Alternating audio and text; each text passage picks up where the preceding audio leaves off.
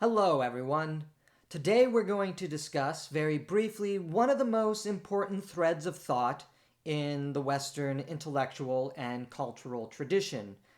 This relates to the nature and destiny of man, whether or not humanity is a so called political animal, with politics being the path to virtue, the good society, and realizing the nature and destiny of ourselves, or as our grand artistic tradition has often said in response, our nature and destiny lies outside of politics. We are not political animals.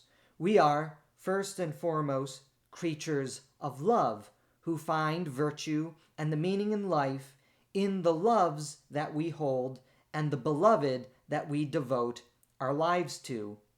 In a certain primitive sense, we already see this in the writings of the ancient Greeks, especially. You have the political writings of the philosophers, Plato, but especially Aristotle, who present the nature and the eventual destiny of humanity as being related to the polis, to politics. After all, that is where we get the famous idea, which comes from Aristotle, that man is a political animal. But in the dramatic tradition, the tradition of the playwrights, we see a certain degree of skepticism and ambiguity concerning this idea of mankind. Yes, it is true that certain of the playwrights, certainly Aeschylus and his Oresteia, give us a more political orientation to the nature and destiny of humanity, but we see a certain degree of skepticism toward this idea develop in, say, the writings especially of Sophocles, leading to the outright rejection and the sort of comedic lampooning and satirization of politics and political philosophy in the writing of Aristophanes. Some of the most famous plays of Sophocles, especially, and you are probably familiar with them, Antigone as well as Oedipus Rex, detail for us the shortcomings of politics. Those plays have political life on one side, the side that is ultimately on the path toward totalitarianism, tyranny, and eventually leading to the ruination of Oedipus as well as Creon, and in fact Antigone, who suffers from the hands of the state. But the contrast within the plays of Sophocles is also the hope of Antigone before her death. That love, love of family, love of a beloved, is the true nature and destiny that we are called to. This basic idea is then further developed within Christianity through the writings of St. Augustine, leading to the great flourishing of artistic literature come the late Renaissance and the early modern period. We can think of Shakespeare and then certainly Jane Austen, Charles Dickens, and even outside of the specifically Anglo-American and the English tradition of art, politics, and literature, the writings of Dostoevsky and Tolstoy in Russia. When you are a comparative student of political philosophy and art and literature, as I am, you can begin to dissect and see the two threads of thought in the Western intellectual and cultural tradition concerning the nature and destiny of mankind. So on one side, you have the very explicit and specifically political understanding of humanity, that we are political animals, that we associate in communities which develop laws and bodies of governance, the entire tradition of what we call today politics, that politics is the ultimate calling for us as the human species. But you also have developing on the same side of the political tradition, the artistic tradition, which generally rejects this idea. Again, if you think of the great works of Shakespeare and you think of the great kings and the political heroes in his works, they do not exactly have the greatest outcomes in their plays. Hamlet dies, Richard III dies.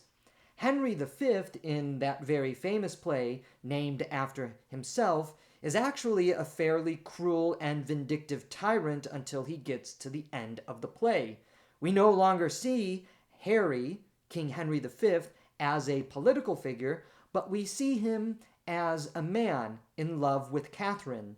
And it's the love that they share which brings the restoration of peace to the play. This is continued forward in the English tradition, especially when you see the writings, the stories, the novels of Jane Austen, but also Charles Dickens.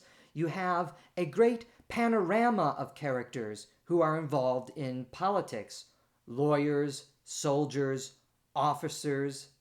But it's not their life in politics, it is not their life in law that ultimately provides them their meaning and sustenance and virtue. It is their lives as lovers. It is once they are married that we see the true flourishing of human nature in those stories.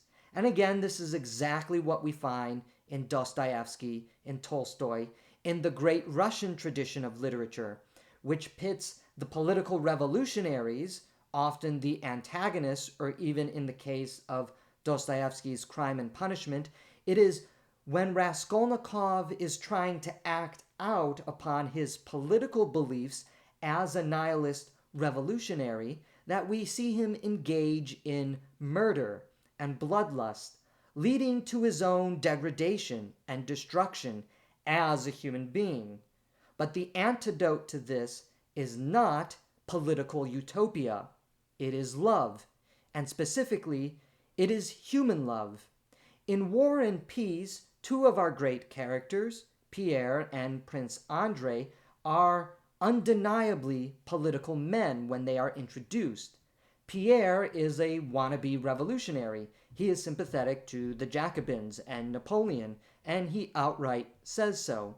But it is not Pierre as a political activist, it is not Pierre as a wannabe revolutionary that leads to his metamorphosis and his redemption by the end of the story.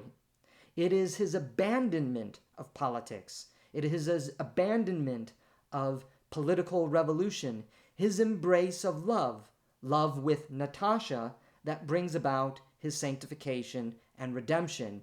And of course, it brings him in happy marriage by the end of that story. The same is true for Prince Andrei. Andrei is a political man. He's a member of the aristocracy. He is on Marshal Kutuzov's general staff. He is trying to be a Napoleon, a great political figure who will rally Russia to her political destiny. And he is utterly destroyed in this pursuit. It is only when he learns the virtue of love through forgiveness that he is able to forgive those who have wronged him, and he dies a peaceful death, having experienced that redemption through forgiveness.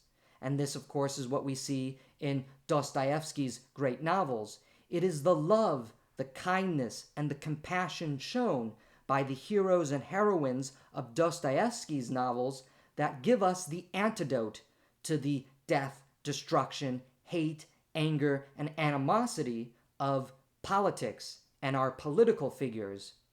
So when you look at the Western tradition of art, culture, literature, music, you should be able to begin picking up on this great theme, this great contrast between the politics of death, destruction, and ultimately tyranny versus the freedom, the true liberation that comes with the life of the Spirit, the life offered in love, love of another human being, the love instantiated in forgiveness, the love that comes in embracing another in kindness, compassion, and even in marriage that provides for us the true virtue and the true meaning of our life.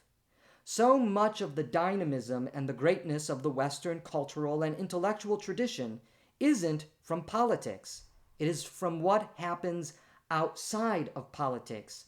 It has been the artistic spirit that has lifted us up and given us our most memorable works, the works of many thousands of years ago to the works of just a few hundred years ago, that inspire us and bring us to have consideration and eyes set to the beautiful things, as Dante says, that the heavens hold.